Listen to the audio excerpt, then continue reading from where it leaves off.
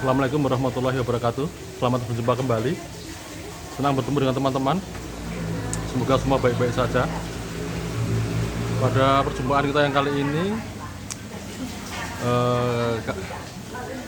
kami ingin membahas dan ingin berdiskusi dengan teman-teman tentang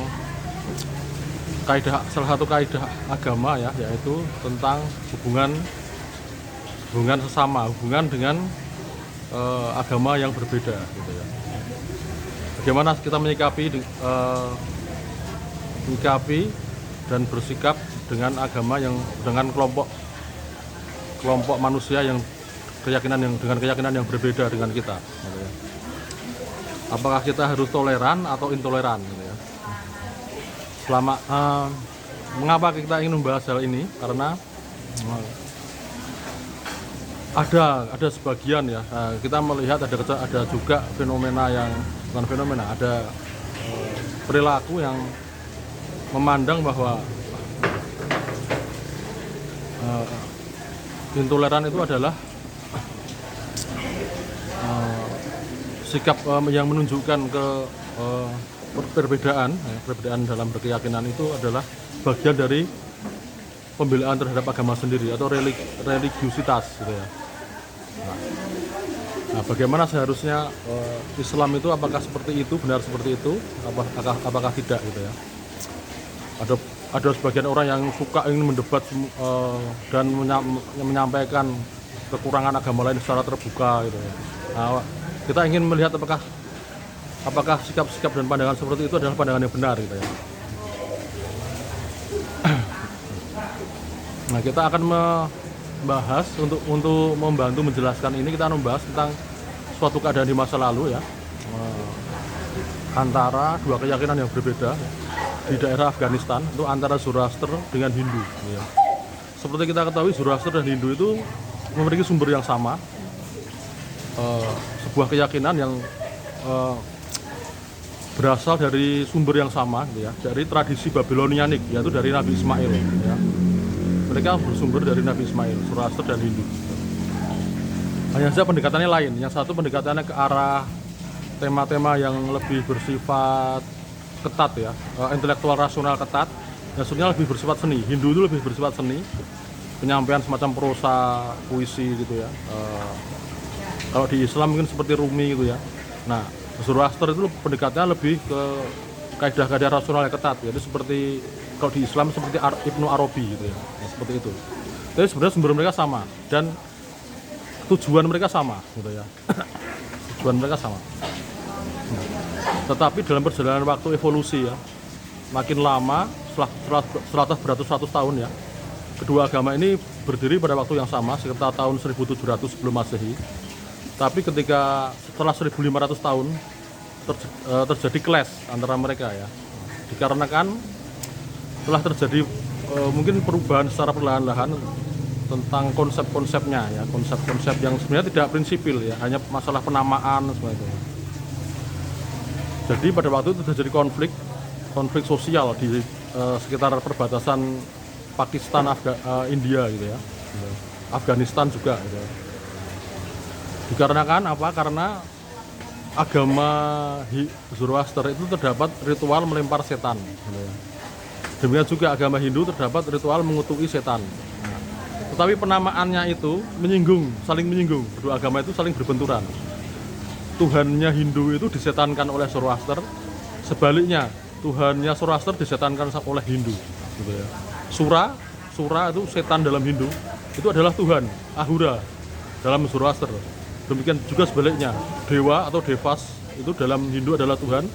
Kemudian dalam Zoroaster itu setan ya. Devil itu setan dalam Zoroaster. Nah, itu yang menyebabkan mereka terjadi konflik. Dan ada ritual itu mengutuki itu. Itu konflik berkepanjangan sampai puluhan tahun, hingga pada tahun 300, sekitar 300 sebelum Masehi, itu Raja Alexander the Great atau Zulkarnain ya dalam terminologi Islam, itu masuk ke wilayah tersebut gitu ya. Nah, setelah masuk ke wilayah tersebut, beliau berusaha untuk memberikan solusi supaya untuk menengahi konflik antara Zoroaster Hindu tersebut. Pada saat itu beliau berhasil merekonstruksi dan menyampaikan konstitusi kesepakatan hidup bersama atau konstitusi untuk pertama kali di dunia. Nah, isinya kurang lebih seperti ini. Jadi konstitusi kurang lebih isinya seperti ini. Jadi suatu hal yang berbenturan, ritual atau kegiatan keagamaan oleh salah satu agama, apabila ritual tersebut bisa dianggap dapat menyinggung perasaan agama lain, maka ritual tersebut dilaksanakan di ranah khusus, ya, di ruang privat, di ruang pribadi, gitu ya. Bukan di ranah publik. Sebelumnya terjadi di ranah publik, gitu ya. Ritual melempar setan itu ya, itu ada di ranah publik, gitu ya. Itu yang menyebabkan konflik. Akhirnya terbentuklah yang namanya kuil untuk pertama kali pada saat itu. Dari kuil Hindu dan kuil Zoroaster. Jadi ritual yang bersifat khusus seperti melempar setan atau itu dilaksanakan di kuil, dan orang-orang yang selain beragama Hindu atau selain beragama Zoroaster tidak bisa memasuki tempat itu, gitu ya. Nah, di situ boleh kita mau melempar setan beratus-ratus kali juga boleh, gitu ya. Nah itu setelah terjadi seperti itu, terjadilah ketentraman. Kemudian terbentuklah sebuah klausul ya, bahwa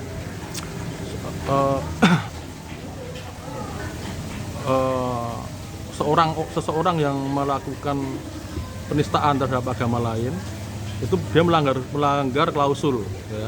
Jadi seharusnya dia melaksanakan di ranah publik, tidak di ranah privat, tidak di ranah publik, ya. Pelanggaran itu karena pelanggar tersebut melakukannya di ranah publik, gitu ya. Adapun orang yang melakukan pelanggaran tersebut, dia dikenai sanksi peradaban, ya. Ada sanksinya. Tetapi secara keseluruhan, yang orang penganut agamanya itu tidak bisa diusir dari tempat itu, tidak bisa diusir, tidak bisa dipaksa untuk keluar dari agamanya, gitu ya. Karena agama itu adalah agama dan keyakinan itu adalah anugerah Allah yang bersifat personal, gitu ya. Nah ini sebenarnya bisa diterapkan juga untuk kondisi saat ini ya. Misalnya antara perbedaan antara Kristen dan Islam, dalam Islam sendiri Sunni dan Syiah, gitu ya. Misalnya di dalam Sunni dan Syiah adalah tentang sahabat, ya. Jadi Syiah itu tidak semua sahabat dimuliakan, sedangkan dalam Sunni semua sahabat, ya. Termasuk yang paling utama adalah 4 khalifah. Yang dalam terminologi Syiah itu hanya khalifah terakhir yang sangat dihormati, gitu ya. Nah, dalam hal ini perbedaan Sunni Syiah ini kita bisa menyampaikan bahwa Syiah tidak bisa dia mengungkapkan tentang simbol-simbol yang dihormati oleh non Syiah, Islam non Syiah dengan pandangan negatif di ranah publik, gitu ya. Itu pelanggarannya di situ. Kalau di ranah khusus mereka sendiri, di Husainiyah sendiri, mereka sendiri yang hanya orang Syiah saja yang bisa masuk di situ, ya itu siapa yang tahu apa yang ada di situ, boleh-boleh saja kan, gitu. Tapi di ranah publik tidak boleh, gitu ya. Apabila ada orang Syiah yang melakukan penistaan terhadap simbol-simbol, ya, para sahabat yang dimuliakan di Islam non Syiah, itu dia dikenain sanksi peradaban, sanksi konstitusi.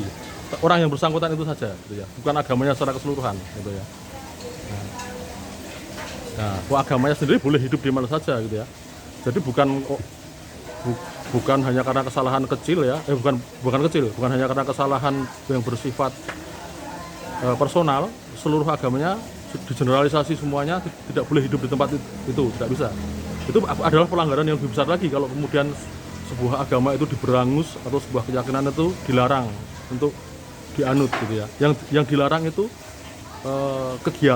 sebagian kegiatannya saja, apabila kegiatan tersebut melanggar atau menistakan, berbenturan dengan keyakinan lain, dan itu pun masih boleh dilakukan tapi di ranah privat, bukan di ranah publik. Nah, kira-kira seperti itu. Jadi sebenarnya apapun perbedaan itu kita bisa hidup berdampingan di suatu wilayah dengan adanya konstitusi yang pertama kali disampaikan oleh Alexander the Great, gitu ya. Seperti kita tahu, perbedaan antara Zoroaster dan Hindu itu lebih parah daripada perbedaan antara Kristen dan Islam, antara Hindu dan Buddha, atau antara Sunni dan Syiah. ya, karena perbedaan antara Zoroaster dan Hindu itu terkait dengan ketuhanan gitu ya. Karena Tuhannya Hindu dianggap setan oleh Zoroaster, dan Tuhannya Zoroaster dianggap setan oleh Hindu gitu ya. Jadi itu sebenarnya perbedaan yang selain itu yang ada sekarang ini itu perbedaan yang kecil gitu ya. Nah, kira-kira seperti itu. Jadi toleransi itu seperti itu. Jadi kita bisa bertoleransi kepada semua agama, semua keyakinan, semua mazhab gitu ya. Jadi kita tidak boleh mengungkapkannya di ranah publik itu aja gitu ya. Kita tetap berpegang kuat dan mencintai keyakinan kita ya. Lantas bagaimana dengan yang terjadi dengan kitab suci Al-Quran yang di situ terdapat ya ungkapan-ungkapan kafir, munafik segala macam gitu ya, musyrik segala macam ya. Nah itu ada sejarahnya gitu ya. Dalam Quran itu ada yang disebut asbabun nuzul. Jadi alasan turunnya suatu ayat ya, alasan turunnya suatu ayat. Dan ayat-ayat yang Al-Quran yang menyatakan tentang kekafiran, kemusyrikan kelompok yang lain gitu ya. Itu adalah terkait dengan keadaan di Mekah ya, orang-orang Quraisy gitu ya. Nah, mengapa ayat itu turun? Ayat itu turun karena ketika Rasulullah Muhammad itu membawakan risalah Islam ini, agama Ibrahim yang lurus ya. Sebenarnya kedua-duanya itu agama Ibrahim. Agama orang Quraisy juga yang menyembah berhala itu juga agama Ibrahim gitu ya. Itu bisa kita lihat di surat Al-Baqarah 135 gitu ya. Gitu. Jadi setelah Rasulullah meluruskan kembali agama Ibrahim itu, Rasulullah dan agama Islam ini agama Ibrahim yang lurus, agama Islam itu agama Ibrahim yang lurus ya. Itu dikafirkan oleh agama yang lama, agamanya Bani Umayyah ya. Nah itu sebabnya turun ayat itu. Karena Rasulullah itu dikafirkan kemudian disesatkan, makanya muncullah ayat ini gitu ya.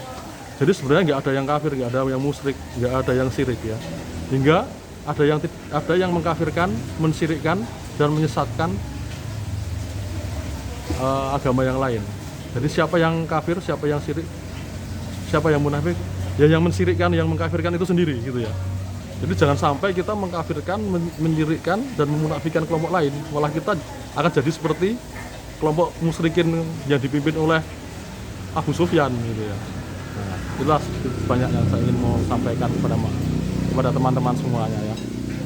Jadi intoleransi itu bukan bagian dari agama, bukan menunjukkan pembelaan kita terhadap religi kita gitu. Tapi justru intoleransi itu adalah pengikut agama Quraisy, agama penyembahan berhala, agamanya Bani Umayyah pada waktu mereka masih jahiliyah ya. Nah, saya kira semoga dapat memberikan sedikit gambaran tentang bagaimana Islam itu ya.